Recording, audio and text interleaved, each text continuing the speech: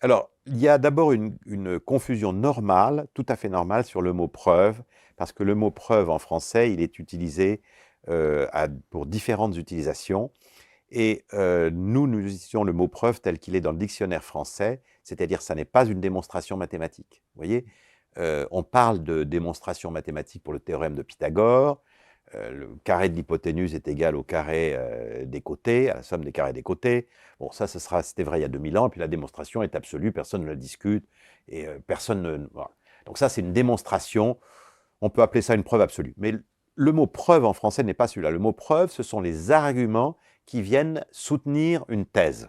J'ai regardé dans Voilà. le dictionnaire étymologique de l'étymologie du mot, Très bien. et vous avez raison. D'accord. Le Alors mot voilà. preuve a ce sens de Voilà. quelque chose qui se D'accord. montre. Donc, une preuve n'apporte pas la démonstration d'une chose. Donc, nous n'apportons pas, c'est très important de le dire, nous n'apportons pas dans notre livre, nous apportons des preuves, mais pas la démonstration de l'existence de Dieu. Nous apportons des preuves, comme dans un procès. C'est-à-dire qu'au procès, on vous amène une preuve par son ADN, une preuve à cause du groupe sanguin, une preuve, il y a des empreintes dans un crime, et puis après, il y a des témoignages. Donc, on vous apporte toutes sortes de preuves. Hein, elles sont plus ou moins fortes. Mais le juré doit décider à la fin.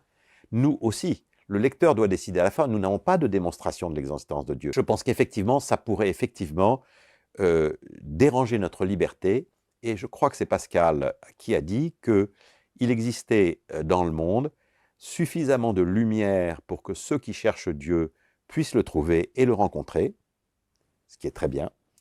Et il existait suffisamment de brouillard pour que ceux qui n'ont pas envie de parler de Dieu, d'entendre parler de Dieu, n'ont pas envie de vivre, qui ont envie de vivre sans lui, puissent vivre tranquillement. Voilà où nous en sommes, et je trouve que je pense que c'est très bien, je crois que c'est du Pascal, enfin, pas exactement dans les termes où je l'ai dit, mais l'idée est là. Il y a suffisamment de lumière pour ceux qui veulent connaître Dieu pour qu'ils le trouvent, Parce que, suffisamment d'obscurité pour que ceux qui ne veulent pas le trouver ne le trouvent pas.